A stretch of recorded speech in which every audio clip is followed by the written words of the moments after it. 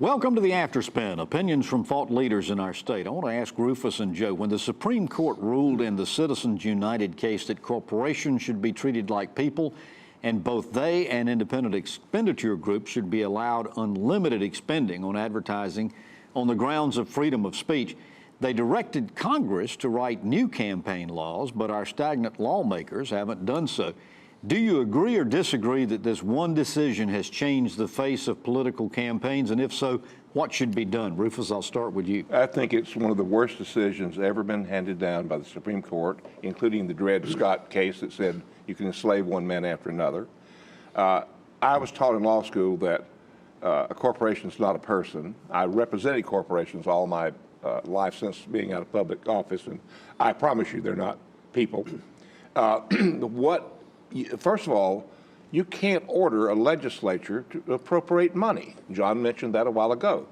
And secondly, this has been the most momentous decision to destroy democracy that I can ever think of. And that's why I mentioned earlier last week on the show about I wish and I root for Walter Jones and his group to win that case, because it's going in after. Well, so what should be done? What should be done is the case is the only hope, short of a constitutional amendment, is the case that Walter Jones Jr. has brought, because it's attacking another case that's similar to it, and it can get it to the Supreme Court. I'm not sure this court today would rule again. The court charged the Congress to change the election laws, and they didn't do a thing. Telling somebody not to drink water that's thirsty. I got that. Joe, what's your viewpoint on Congress? Yes, there's plenty that the Congress can do, and it's fairly simple. What the Congress ought to do is to write a law that says you can contribute as an individual as much money as you want to any candidate running for any office, so long as that's recorded who gave the money, and you must be able to vote. Citizens United did not come out of the legislature.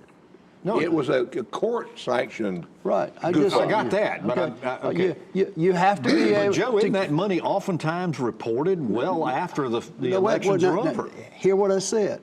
To be able to give money, you have to be able to vote. I got that. Tell me a corporation that can vote. Tell me any group that can vote. Independent expenditure group. They cannot vote.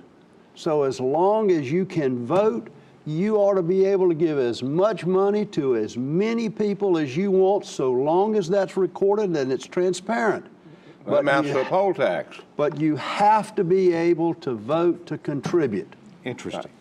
Well, may I do one more shot at that? Can you get rebuttal? I want to hit rebuttal on it to say that if you give the regular individual money to people, the court said you give only so much because it has a corrupting influence. Right. If you turn around and give it to a third-party person, you can have absolutely all the money you want to give, and it's not corrupting. What a stupid decision. All right. Any final word from you? No. I'll let you have the last word. I think to me, it is very simple. That you must be able to vote to contribute to political campaigns. All right. Well, thank you for watching the Afterspin. We'll have more video all during the week on ncspin.com.